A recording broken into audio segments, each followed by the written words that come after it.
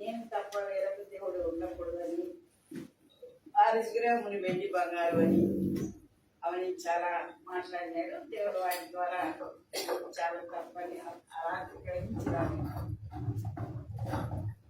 అట్లా ఎవరైతే తీర్మానం చేస్తున్నారో వాళ్ళని చేయొచ్చని నేను చెప్పినాను. అందరు కళ్ళు మూసుకోండి అని చెప్పి చేద్దామంటే నేను కూడా చేయెత్తిన. నా పేరు కూడా రాసుకున్నాడు. అప్పుడు నాకు 14 సంవత్సరాల వయసు, చిన్నపిల్లనే, ఏమంత పెద్ద జ్ఞానం లేదు అని రాసుకొని ఆయన ఏ పేరు కూడా రాస్తున్నానమ్మా అని చెప్పి అన్నాడు. అట్లా నేను ప్రార్థన చేసుకుంటా ఆ రాత్రి తీర్మానం చేసుకున్నాను. నా పాపాలన్నీ ఎప్పుడు విగ్రహాలు ఆదామా నువ్వు ఎక్కడున్నావని కదా, నేను విగ్రహారాధనలో ఉన్నానని ఒప్పుకున్నాను. బాగా సినిమాలు చూసేదాన్ని, బాగా ఆకి పాకి ఉండేటి నాలో ఒకటి పాపాలని సీరియస్ సంబంధంగా సినిమాలు ఎక్కువ చూసి హాస్టల్ చిన్న 6వ తరగతి 5వ తరగతి అయినా కూడా సినిమా పాటలు ముద్దబంతి పూలో మోకాళ్ళ వస్తువులనే ఒక పాట పాడతారు. కన్నయ్య నల్లని కన్నయ్య అని సినిమా ఉంది చూడండి. అప్పుడు మేము చిన్నప్పుడు ఆ సినిమాలు వచ్చేది. అదే నాకు గుర్తుంది ఇప్పుడు. రెండు పాటలు పాడి ఏదో ప్రైజ్ ఇచ్చారు స్కూల్లో. అట్లా పాటలు పాడేదాన్ని కూడా స్కూల్లో. అట్లా చేసుకొని అట్లా ఉంది. ఆ రోజు రాత్రి నేను తీర్మానం చేసుకున్నాను, బాబా విగ్రహములు వంటివి వాటికి సాగిల పడకూడదని నేను చెప్పినావు. నేను చేసేది పాపమని దేవుడి దగ్గర ఒప్పుకున్నాను. కొంచెం అంటే కొంచెం అట్లా ఒప్పుకొని ఎప్పుడైతే నా పాపలు ఒప్పుకున్నానో దేవుడు ఆయన ఏం చెప్పినాడంటే, మళ్ళా ఎవరు పాపాలు ఒప్పుకుంటారో ఒప్పుకోండి అని చెప్పి ఆదాముకు ముగ్గురికి తీర్పు ఇచ్చినాడు. ఆదాముకు అవ్వకు సర్పానికి, మీకు మీరు దిగంబరని ఎవరు మీకు తెలిపినాడని అడుగుతారు కదా. నీ స్వరం నాకు వినబడినప్పుడు నేను దిగంబరి అంటాడు ఆదాము. కనుక దేవుని స్వరం మీ రాత్రి వినపడుతుంది కనుక దిగంబరత్వం పాపానికి గుర్తు. మీ దిగంబరత్వం కనపడుతుంది కనుక మీరు మీ పాపాలు ఒప్పుకొని మనసు మార్చుకోండి అని చెప్పి ఆదాముకు అవ్వకు సర్పానికి తీర్పు తెచ్చి వాళ్ళని ఏదైనా వాళ్ళ నుంచి పంపించి దాని వరకు చర్మం సొక్కాయలు చేస్తాడు దేవుడే. చర్మం సొక్కాయలు ఎట్లా వచ్చినాయి? ఒక జంతువును వధించి చర్మం చొక్కాయలు చేయించి వారిని ఏదైనా వనముల నుంచి బయట పంపించాడు. ఆ చర్మపు చొక్కాయలే రక్షణ వస్త్రాలు చెప్పాడు. ఆ జంతువు ఎవరంటే యేసు ప్రభు అని చెప్పాడు. కనుక ప్రభువు నీ కొరకు సిలువలో చేతుల్లో మేకులు, తలలో పాదాల్లో మేకులు, తలలో ముండకిట్టము భయంకరంగా హింసించబడి చనిపోయినాడు. ఆయన రక్తం కాచినాడు. కనుక నీకు కూడా రక్షణ వస్త్రాలు కావాలంటే తీర్మానం చేసుకునే రోజు అని చెప్పి దేవుడు నాతో మాట్లాడాడు. నేను చెప్పినాను, అంతకుముందు బైబిల్ ఇంట్లో కూడా బైబిల్ చదువుకునేదాన్ని కాదు, ప్రార్థన కదంతా లోబడేదాన్ని కాదు. కనుక ఆ రోజు మాత్రము 1963 సంవత్సరము క్రిస్మస్ దినాలు 23వ తారీఖు నుంచి 35 వరకు ఉంటారు కదా. అట్లా ప్రత్యేక మీటింగ్ లో దేవుడు నన్ను సంధించి నా జీవితాన్ని మార్చినాడు, నా బ్రతుకు మార్చాడు. అనేది నేను మారిపోయిన సంపూర్ణంగా. తర్వాత నేను ఎస్ఎస్ఎల్సీ వరకు చదువుకునే అనంతపురంలోనే. ఎస్ఎస్ఎల్సీ చదువుకున్న తర్వాత పరీక్ష రాసి రిజల్ట్స్ వస్తాయి కదా, ఒక సబ్జెక్ట్ తక్కువైంది. దానికి నేను చాలా ఏడుస్తా, బాగలేకుండా ఉంటే నేను ఇక్కడ ఉంటే మనిషికి కాలేవు, మీటింగ్స్ జరుగుతాను, యవనస్తుల మీటింగ్ బెంగళూరుకి పంపించారు నన్ను. మా ఇంట్లో మందిరం తరపున పంపిస్తే పోయినాను. ఆ మీటింగ్స్లో పాల్గొని వాక్యం విని అక్కడ కూడా ఆత్మీయంగా కొంచెం బలపరచబడినాను. అప్పుడు యవనస్తుల మీటింగ్ కానీ ఏ మీటింగ్ కానీ భక్సింగారే తప్ప వేరే వాళ్ళు ఎవరు కూడా తీయరు. భక్సింగారు తీస్తారు. ఆ యవనస్తులు వారం రోజులు భక్సింగారే చెప్పినారు వాక్యం యవనస్తులు. నేను మధ్యాహ్నం పూట అన్నం వచ్చి ఇట్లా కూర్చొని ఒక చెట్టు కింద అబ్రహాం చూసుకొని కడపలో వెళ్ళిన సేవకుడుగా ఉన్నాడు. ఆయన ఆ మీటింగ్కి కూర్చున్నాడు. అబ్రహాం అన్నాన్ని పిలిచి అది ఆ చిట్టుకుంది పిల్లల్ని పిలుచుకురాపరా అన్నాడంట మంచిగా.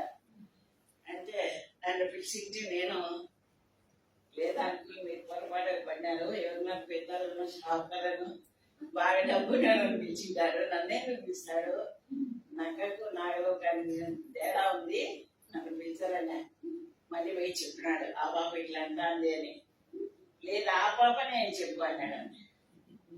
అప్పుడు నేను మళ్ళా పొద్దు పట్టిసినారు ఆయన ట్రాన్స్లేషన్ పెట్టి తెలుగులో మాట్లాడించి చెప్పాడు. ఏ ఊరి నుంచి ఇచ్చినావు, ఏ సంఘం నుంచి ఇచ్చినావు, మీకు సేవకుడు ఎవరు, నువ్వు రక్షణ పొందినావా, బాప్తిజం తీసుకున్నావా, మరి ఆరాధన చేస్తావా, ఏ మందిరమో, ఏ ఊరు నుంచి ఇచ్చా అన్ని అడిగినాడు భక్సి గారు.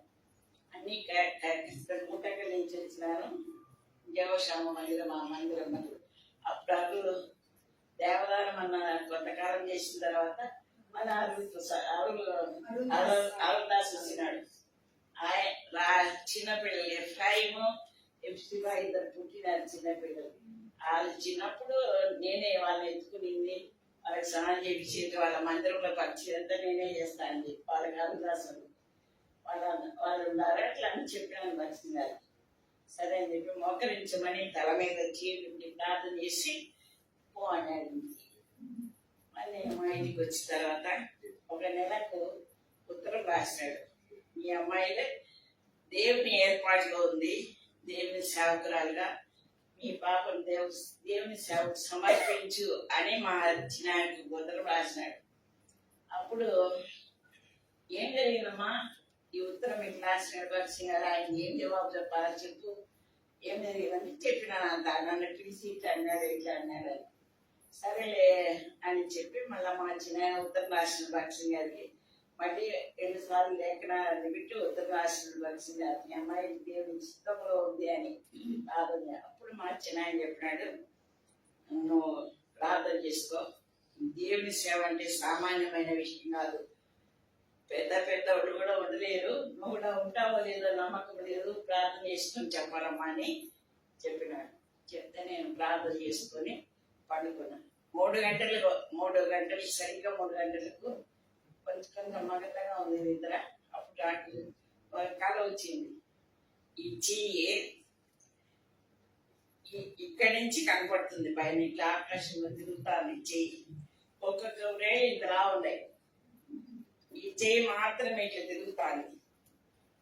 ఒక రోడ్డు ఉంది మధ్యలో, పెద్ద రోడ్డు.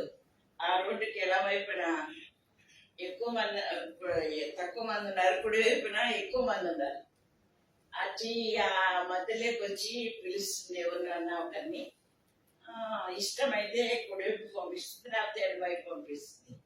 ఓ అమ్మాయి ఇంత పెద్ద చీర నిలబడితే నేను చూసుకోరా, అమ్మాయి ఎంత తిరుగుతుందని భయపడి నేను వెనక్కి ఎంత వెనక్కి పోతే అంత వెనక్కి వచ్చి నన్ను లాక్కొని పోయి మధ్యలో భయపడద్దు, నేను నీకు తోడుగా ఉంటాను, అక్కడికి మారింది కుడివైపు.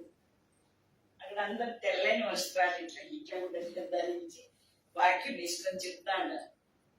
నాకు కూడా నేను పోతానే, నాకు ఇంత చిన్నపిల్ల ఎంత ధైర్యంగా వచ్చిందని చెప్పి వాళ్ళందరూ సంతోషపడి నాకు కూడా గుడ్డలు మార్చి బైబిల్ చెప్పమని నేను కూడా బైబిల్ చెప్తాను వాక్యం. మెలకు వచ్చింది, తెల్లవారు చెప్పిన నాకు రాత్రి ఇట్లా వచ్చిందని చెప్పిన. ఒక్కరోజుకే నమ్మకూడదు, నువ్వు మళ్ళా ప్రార్థన చేసుకుని చెప్పు అని మళ్ళా రోజు సమయం ఇచ్చారు. మరుసటి రోజు కూడా ప్రార్థన చేసుకుని పండుకున్నా. మొదటి రోజు వచ్చిన 3 గంటల సమయంలోనే మరుసటి రోజు ఏమొచ్చిందంటే, ఎబ్రోన్ మీరు అందరు చూసినారా, ఇక్కడ పద్మాసన అభిషేక్ ఉంది, దానిపైన భక్సిగా నిలబడుకున్నాడు.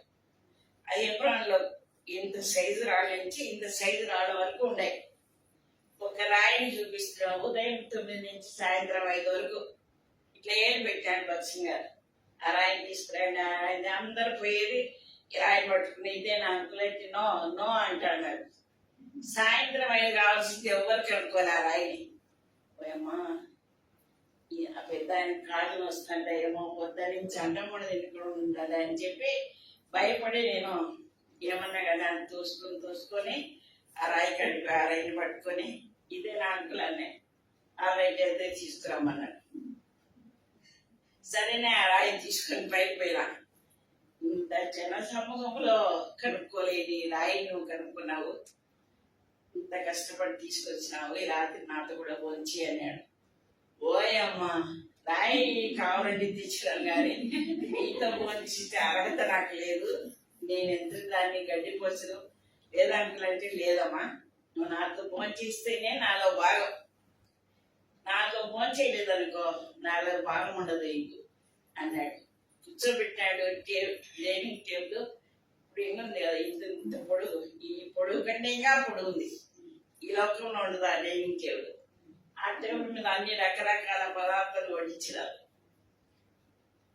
అవన్నీ నన్ను కూర్చోబెట్టి వడ్డించినాడు నాకు నర్సింగ్ గారు. అంతా భోజనం భోంచేసిన తర్వాత తల మీద చేపెట్టి ప్రార్థన చేసి నన్ను ఇంటికి పోవచ్చమ్మా అన్నాడు. వెనక్కి వచ్చింది చెప్పిన ఇంట్లో. సరే మంచిది, మంచి దర్శనాలు నిర్వహించినాడు నీకు అని 7 మంది దైవ సేవకులు పిలిపించి, అందరు దైవ సేవకులే. అప్పుడున్న అరవిందమన్న కర్నూలులో ఉన్నాడు పెద్ద సేవకుడు, జేసునన్న గుత్తిలో ఉన్నాడు, అరుదాస్ అన్న, దేవదనం అన్న, 7 మంది దైవ సేవకుల నుంచి ప్రార్థన పెంచిన. ఉదయం 9 నుంచి సాయంత్రం 5 వరకు అన్నం నీళ్ళు లేక మా పాపని దేవుని సేవకు ఇయానా వద్దా అని. నా పరిస్థితి ఎట్లుందంటే అక్కడ నేను ఎస్ఎస్సీ వరకు చదువుకొని ఎంప్లాయ్మెంట్ చేస్తున్నాను. ఎంప్లాయ్మెంట్ ద్వారా హై స్కూల్లో క్లర్క్ ఉద్యోగం వచ్చింది. ఆ ఉద్యోగం 6 రోజులకి కాగితం వచ్చింది. ఇంట్లో చూస్తే మా చిన్న మా పిన్నమ్మ వాళ్ళకి పెళ్లి లేక మమ్మల్ని సాకిన నన్ను, మా చెల్లెలు, మా తమ్ముని మా పిన్నమ్మ చదివించింది, డబ్బు అంతా అయిపోయింది అని చెప్పి ఉద్యోగం చేయమని పట్టింది. అట్లా సంఘంలో అందరూ ఏమంటున్నారంటే ఎస్ఎస్సీ వరకు చదివించినారు, పర్వాలేదు. నారాయణ మా చిన్న పేరు, బ్రదర్ నారాయణ, నీ పాపను దేవుని సేవకి ఇచ్చి నీకు పిల్లలు పుడతారని చెప్తాన్నారు. అంటే అట్లా అని అంటాన్నాడు కానీ వాళ్ళతో ఏం చెప్పలేదు. అది అంతా విన్నాడు. సరే అని చెప్పి 7 మందిని దైవ సేవకులు ఇంట్లో పెట్టి ప్రార్థన చేసి, వాళ్ళు ప్రార్థన 7 మంది అన్నంలో నీళ్ళ ప్రార్థన చేస్తానే ఉండారు. సాయంత్రం 5 గంటలకు 7 మంది దైవ సేవకులకు యోహాను సువార్త 11:40 చదవండి.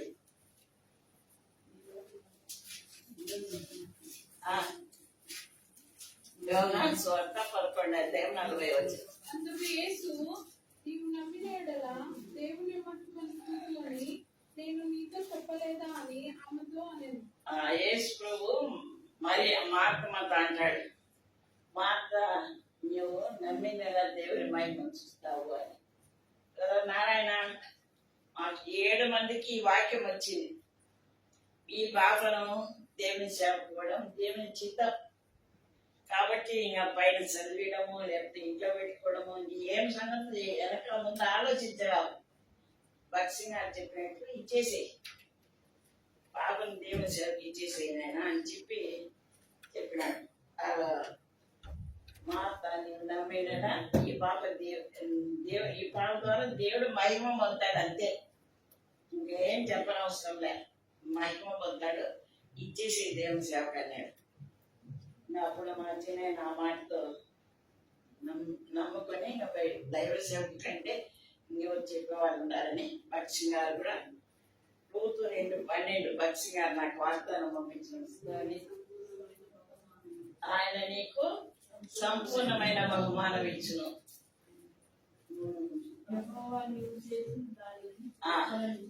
ఆయన నీకు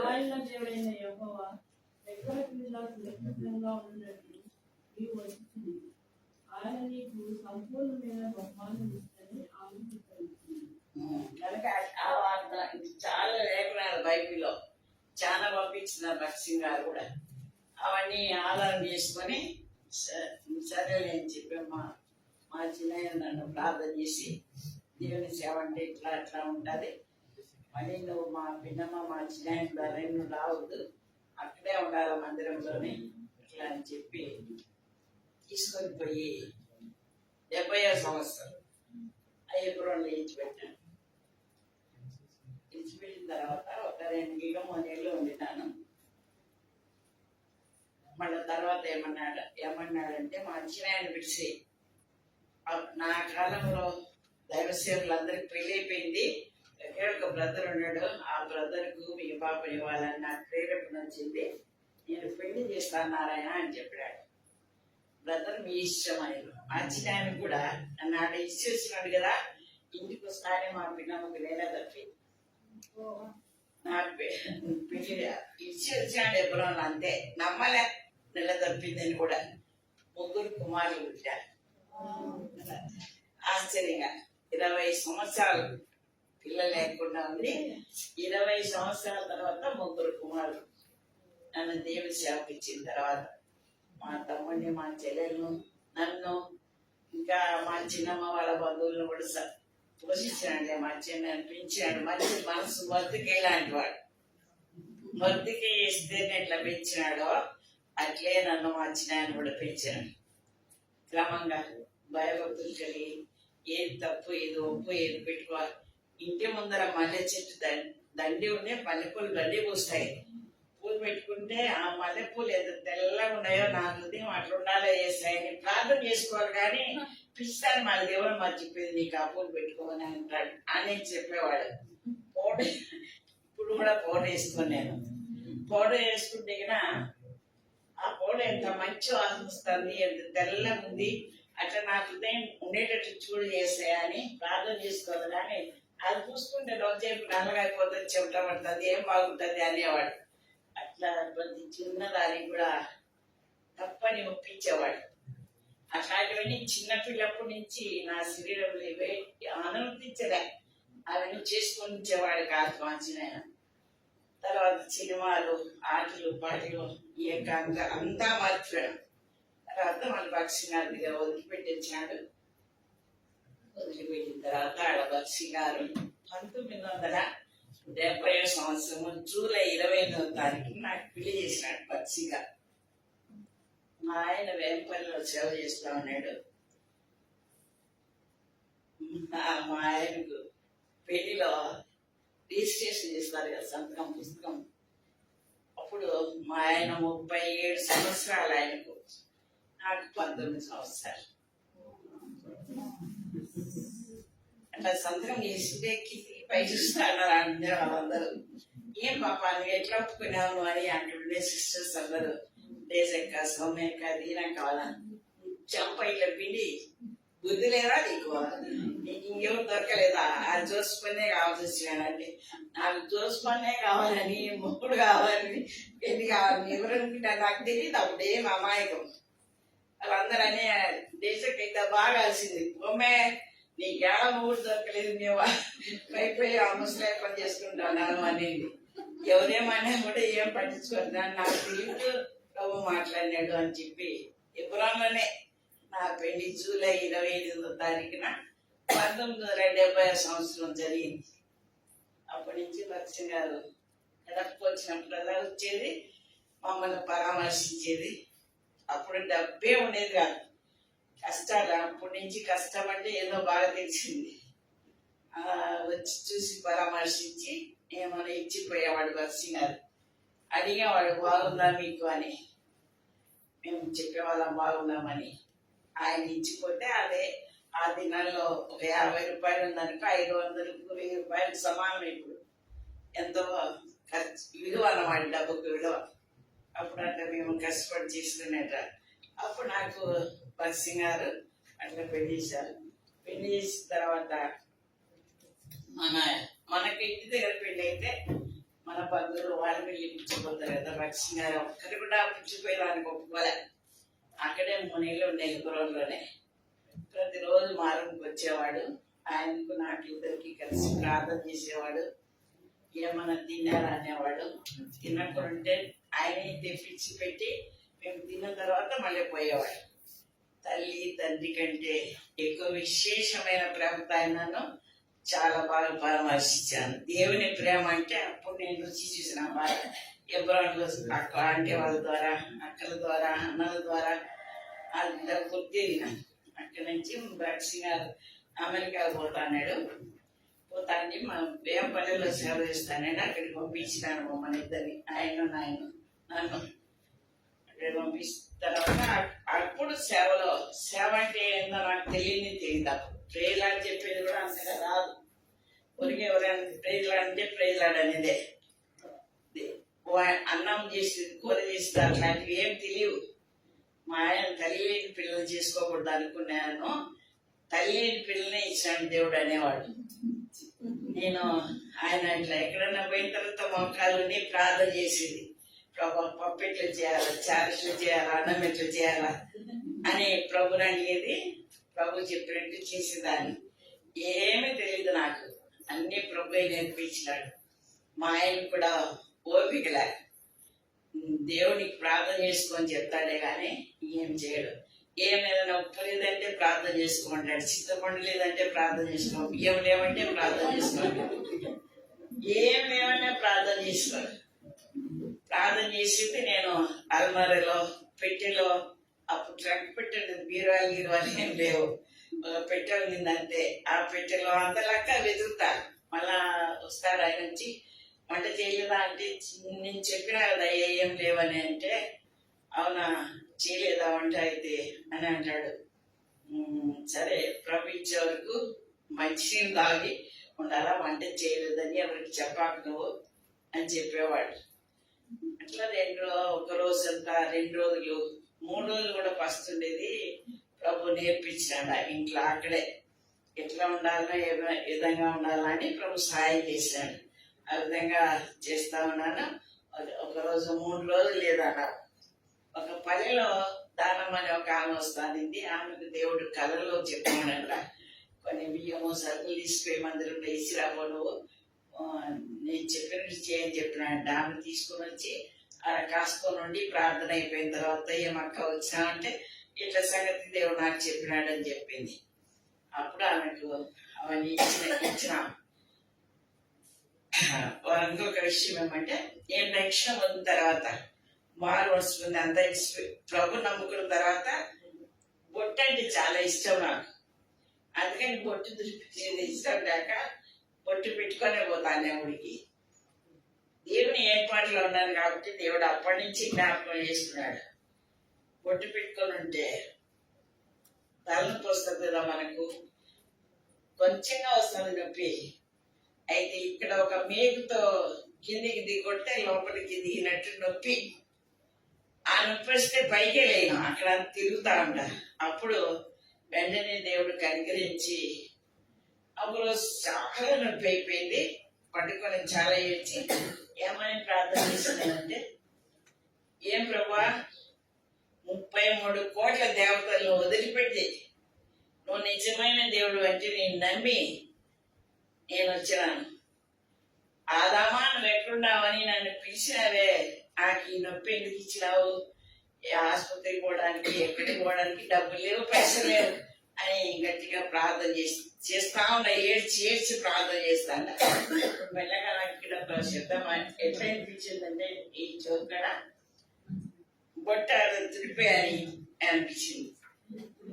నేను బొట్ట అట్లా తుడిపిన, అది ఊరికి అట్లా అన్నా ఇది పోయింటారు. అది వెంటనే మనకు సూదేసిన మాత్రం ఈయన అర్ధగంటైనా పడుతుంది తగ్గేదానికి, వెంటనే తగ్గిపోయింది. ఓహో, ఈ బొట్టు పెట్టుకోవడం దేవుడికి ఇష్టం లేదు, నేను ఎవరినైనా చూసి కానీ ఎవరైనా పెట్టుకోవద్దంటే కానీ లేకపోతే వాక్యం ద్వారా అట్లా తీసేయలే బొట్టు. నేను దేవుడే స్వయాన మాట్లాడి ఆ విధంగా తీసేసిన. మళ్ళా నాకు 72లో ఒక బాబు పుట్టాడు అక్కడే వేంపల్లిలో ఉన్నప్పుడు. అప్పుడు గొంతులో ట్రాన్స్ఫర్స్ వచ్చినాయి, ఇంతలాంటి వస్తే అవి ప్రభుని అడిగినాను, ప్రభా ఇవి పోవాలంటే ఆసుపత్రికి వచ్చి డబ్బు అవుతుంది, నువ్వే బాగా చేయని అది చెప్తాను. ఆయన ప్రార్థన చేస్తానే దేవుడు కరుణించి నొప్పి తగ్గించాడు. అలా అడిగినాను, ఎట్లా బాగా ఎట్లా ఏంది ప్రభు ఆపరేషన్ తీస్తున్నానని ఏమంటే అప్పుడు ప్రభు చెప్పిన ఆదాము ఇద్దరు కలగజేసి ప్రకటన తీసి స్క్రీన్గా చేసి నిర్మించినా కదా, అట్లా నీ గొంతు కూడా నిన్నే ఆపరేషన్ చేసి నీ కదా తీసినా ఇంకెప్పటికీ నీకు రావని చెప్పాడు. ఎప్పుడైతే అవిశ్వాసం పడతావో అప్పుడు మళ్ళీ వస్తాయి అన్నాడు. నా జీవిత కాలంలో ఇప్పుడు ఎన్ని ఏళ్ళు అయింది చూడండి. 14 సంవత్సరాల వయసులో వేస్తూ ఉన్నాం అనుకున్నా, 20 సంవత్సరాలు జైలు సేవకు వచ్చిన, మరి ఇప్పుడు 75 సంవత్సరాలు నాకు జరుగుతుంది. వచ్చేసరికి నేను ఈ మధ్య ఉంటానో ఉండనో ప్రభు దగ్గరికి పోతానేమో తెలియదు, కానీ ప్రభు ఇంతవరకు సహాయం చేశాడు, ఇద్దరు కాపాడినాడు. కనుక ఇంకా మీరు కూడా కాపాడి దేవుని సేవలో కూడా సహాయపడి నా పరుగు కడపట్టిస్తాడని నాకు పూర్తి నమ్మకం ఉంది. ఈ యొక్క క్యాంప్కి రావడం వల్ల కూడా మీ అందరి అనుభవాలు, వాక్యాలు, సాక్ష్యాలు వింటున్నారా నాకు కూడా ఎంతో సంతోషంగా ఉంది. అక్క కూడా కుమారక్క నేను కూడా ఇంటి దగ్గర కూడా మామూలుగా ఆశ్చర్యపోతా ఉంటాము. అక్క నేను వర్క్ నేను చేస్తాను, మా నాన్న కూడా చనిపోయింది, అక్క వాళ్ళ చెల్లెలు అక్క ఇలాంతా తెలుసు. అక్కడ జిల్లాలో అయినా కూడా మేము అందరం కలిసే ఉంటాము. అట్లా ప్రభు పని చేస్తూ ఉంటాము. ప్రభు ఎక్కడ ఇస్తే అక్కడికి వెళ్ళి వాక్యం చెప్తా ఉంటాం. దేవుడు ఇచ్చిన తలాంతు ప్రకారం 85 సంవత్సరంలో ఒకసారి వాక్యం చెప్పండి అంటే స్త్రీలకు చెప్పమంటే ఏడుస్తా ఉన్నాను. నేను ఏడుస్తా ఉంటే ఏం చెప్పాలని ఏడుస్తా అంటే 5 రేళ్ళు మాత్రమే కనిపించాయి, కొత్త కనిపించలే. చీలు నవ్వుకొని ఏడుస్తా ఉంటే 5 రేళ్ళు వచ్చి ఇట్లా నాలుగు కిందికి లాగి నాలుగు మీద రాసినాడు ఒక ఆయన.